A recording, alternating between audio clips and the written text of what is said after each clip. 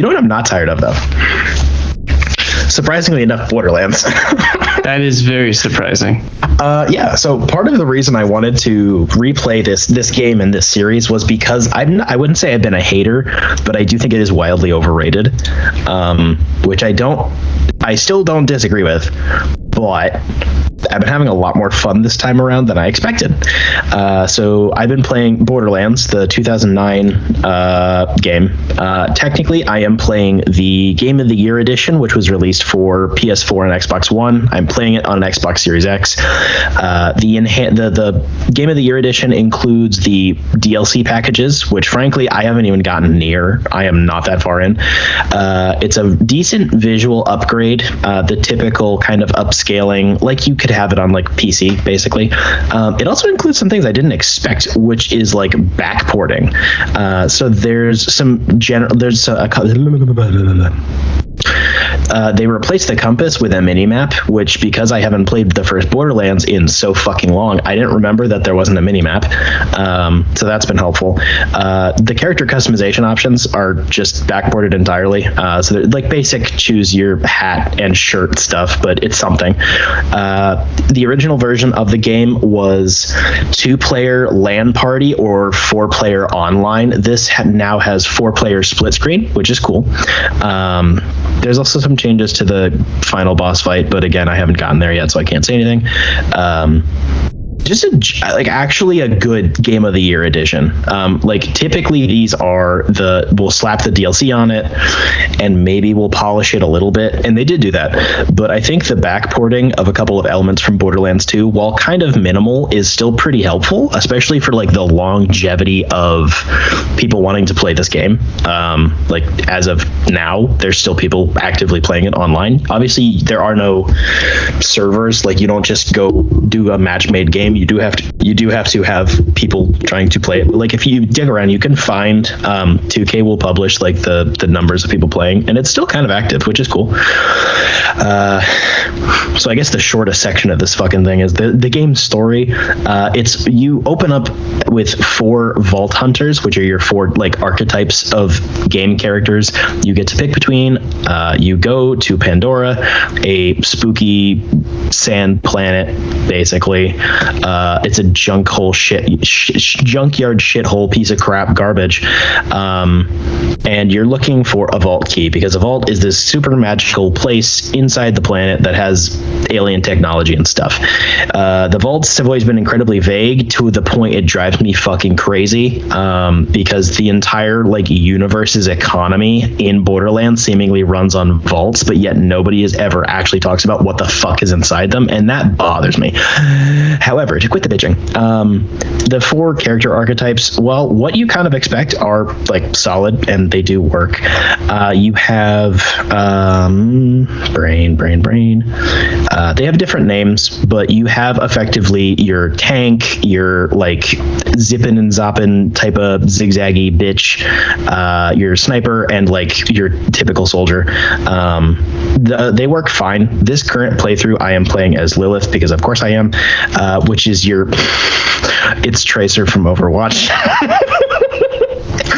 I've been primarily playing with, outside of the first couple of hours where I really needed to use an assault rifle to get any sort of fucking progress, because it's a really easy gun to use. I aim to use a shotgun, an SMG, and a repeater most consistently. The repeaters in this game are goated as fuck. And it's apparently a crew, again, because it's potentially been made to play as co-op, but if you play it single player, it's just you're going to go look for a vault. There's a bunch of different companies looking to get to the vault during this game. The story in this game is so fucking bare bones. I fucking hate it. It drives me nuts. It's kind of pathetic. Even for a game in 2009, the setting is basically one company tried to get into the vault and then they abandoned it, and then 20 years later the game takes place and another company is trying to get into the vault, and they'll like call in martial law or whatever. There's so little here, it really bugs me. This is mostly a preference thing. I'm not looking for every, like, what is now categorized as a looter shooter to have a really in-depth story with a lot of cinematics or whatever, but this thing has got like jack shit. It's kind of ridiculous. The only cutscenes are at like the beginning and the end, seemingly. Pretty much everything else is not just like a pre-rendered NPCs walk around and tell you stuff. Everything is communicated through like Star Fox-esque little visual boxes in the corner with subtitles, which I love. They're very charming, but when the entire game is like the whole plot, the story, the lore, the in-game mechanics are all explained in the exact same way, it's really boring and it doesn't engage me at all.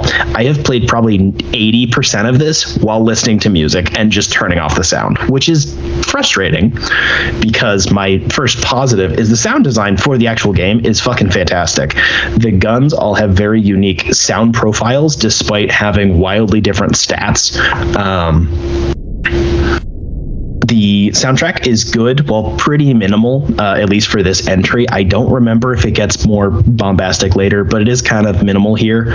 All of the different creatures and enemies have unique sound effects, one for weapons firing or for their deaths or whatever. That's all fantastic.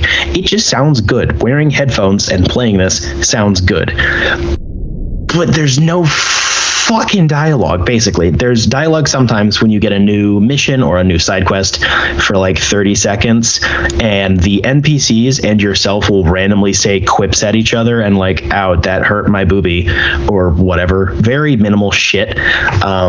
So it just makes me want to put on something else, which is frustrating because like the design of the game is primarily kind of open world looter shooter. It's mostly meant to be played with other people, for one, and then two, that means the world is kind of big and a little empty, so there's just a lot of downtime between either enemy encounters or going into a new mission area.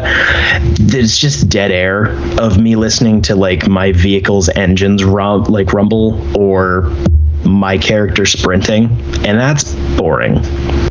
And that's, I think, my biggest gripe is it's the lack of story, in addition to how the world is planned out. There's just so much downtime between stuff. It feels kind of empty. And I know a lot of this is, one, I'm not used to this type of game, so I have different expectations than what it's going for. And two, it's like fucking 15 years old. So historically, we weren't quite there yet. But that just, it still bugs me. I can't like deny it. It makes the experience kind of frustrating. I'll turn on a 3-hour session and I'll spend 2 hours of it listening to music, and I'll have another hour of a podcast, and I'll have gone through like 10 side quests and leveled up like 4 times, and it still feels like I've done nothing because there's no relevant dialogue, there's no cutscenes. A lot of the missions are bouncing back and forth between the same locations or like biomes, I guess, and that just makes it feel really insular but also empty at the same time. I can't really explain beyond that. I do think most of that is just a time thing. It's just for the time it was cool. Now I'm bored. I have ADHD. I don't know. Whatever. There is good grind and there is bad grind, and this is just boring grind. Yeah, it's not bad. It's not like it's entirely disengaging, but it's definitely on the side of bad versus good. The actual gameplay itself is really, really good. Again, especially for a 15-year-old game, the gunplay is very fun. The guns all have extremely distinct damage and like accuracy profiles. They all, again, have unique sounds. That is great. There is an automatic like loot generator basically that runs in the background of all of these games, where it rolls the dice on, this crate will have a sniper rifle and a shotgun, and then it'll roll again for what the damage number will be, the accuracy number, any potential buffs. I think that's really cool because I think that's something we've lost for more quote unquote RPG, but not really RPG / MMO like MOBA type games, is the loot is random, but it's never interesting. This is random and it's still interesting. Almost every 15 minutes, I guess, of a major encounter with enemies or a new area is cleared, I go through my inventory and I might get a new weapon. It's still on the uncommon side, but I'm actually willing to take less damage because, this one has acid burn or whatever. And then I can go sell all my bullshit at the shop. Like, that's a really good grind in a positive sense. It makes me feel like I've actually made progress because at least I've switched my weapons around.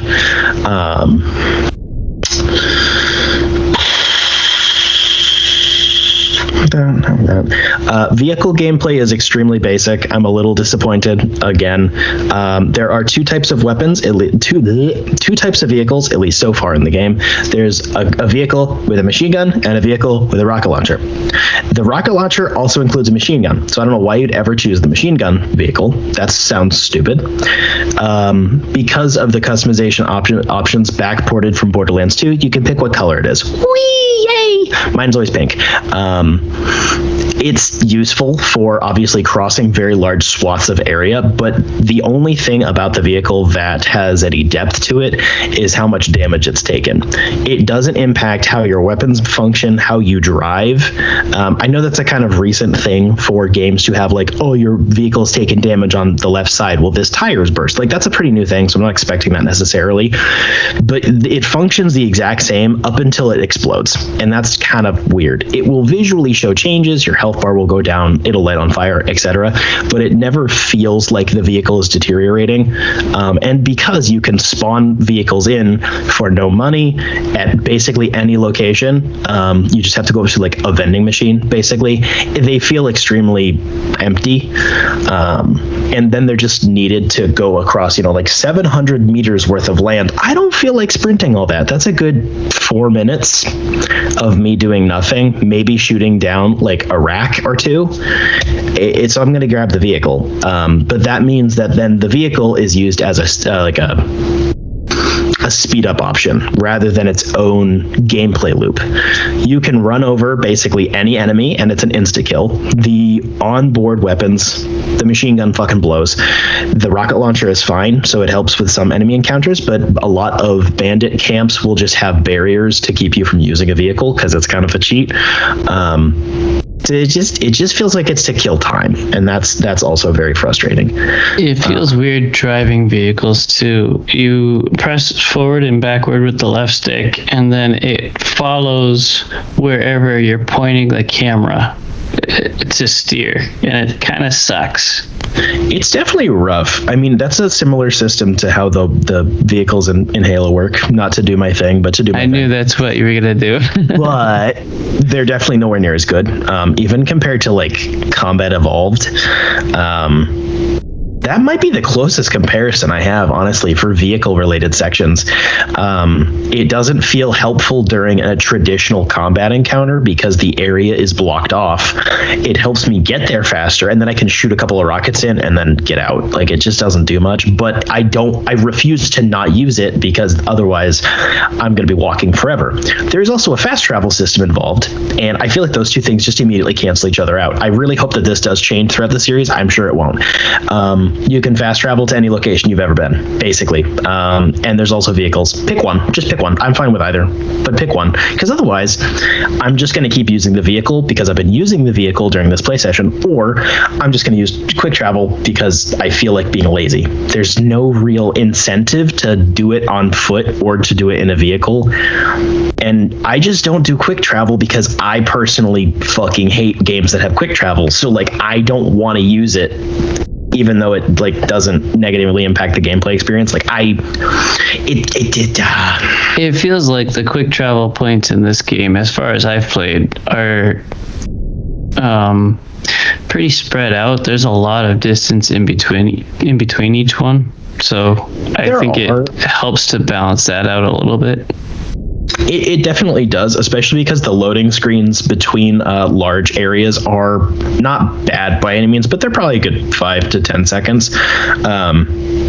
So if you quick travel, it's the same, like it'll use that processing time to then just get you to the location. But then that does detract from the feeling of like, I am a mercenary exploring this land. And like, just 98% of games should get rid of quick travel.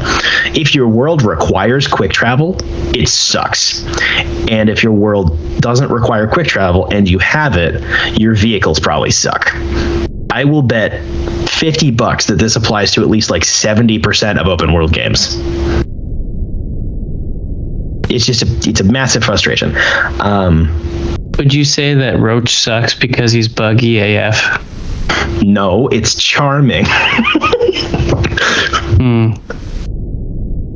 I don't have an argument for the use of Roach because other than like I like him. Don't get me going on Witcher 3. I actually have a lot of criticisms now that the dust has settled, but yeah. Borderlands is fun. Like that's all I really got with it. It's really shallow. Oh, I completely opted out of my movement-based conversation. I guess I kind of hit on it beforehand. It's really clumsy for a game that's kind of an arena shooter in its vibes, I guess. Everyone moves really slow, and strafing is really slow, and you can't climb jack shit. Everything is locked off, which is mostly going to be a technological thing from this time period.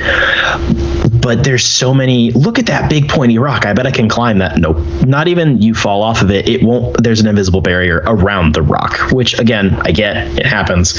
But also, again, Halo Combat Evolved wasn't even an open world game, and it came out 8 years before this one did, and you could literally go anywhere. That does not mean the game functioned well, but it meant you could still do it. This, I want to fuck around. I want to just do stupid shit, and the game doesn't really let me do it. It only lets me climb certain things exactly where it wants me to.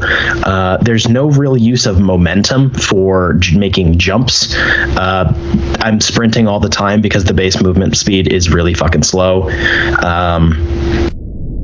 Obviously, like, mantling was not a thing yet by any means, so that's not really a complaint, but it feels so basic, which is very frustrating because I don't want to just hate on something because it's popular, but I don't understand how this game got so fucking popular enough to warrant multiple sequels. It's a good foundation, but this feels like it's not like a tech demo. That's a disservice, but it is so basic for what it actually offers. I cannot imagine paying $60 for this with effectively no story, good gunplay, bad travel,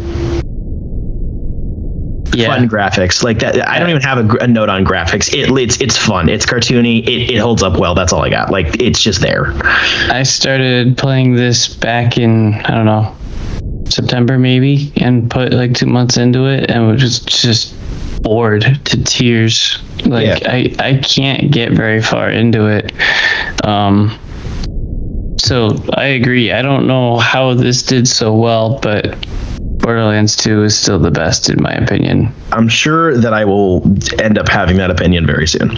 I am at about, I think, 30 hours of gameplay right now. I believe I'm level 30, so I'm up 2/3-ish through like the skill tree. I'm probably halfway through the main story. I haven't touched any of the DLC stuff. I am going to keep playing this for sure. I'm not aiming for any level of like major completion, but I definitely want to at least finish the story this go around while I play next month's game. I don't want to just uninstall it and be done with it because it's still got a really good foundation. It's just very minimal. And you should probably check the DLCs out too. I know some of the ones in Borderlands 2 are really good, like the D&D flavored one. Yeah. I think I currently have this at like a B tier, maybe a C tier. You know, if we're gonna go with the tier list instead of like a number, it's in that neck of the woods. I'm sure that once I go, I'll probably run through the series. I'll take a break. I'll go back through. I'll do a couple more playthroughs. I'll get some achievements. I'll explore what it has to offer. But I have a feeling if I ever get the itch to play this type of game, it will not be the original. No. I did buy this for $10 at a like collectible game store more though, so that was it's still worth the money by all means, especially for the more modernized version. I do have the Xbox 360 version just on my shelf because I'm me and I have issues with spending money. But meh. It's better than I remembered.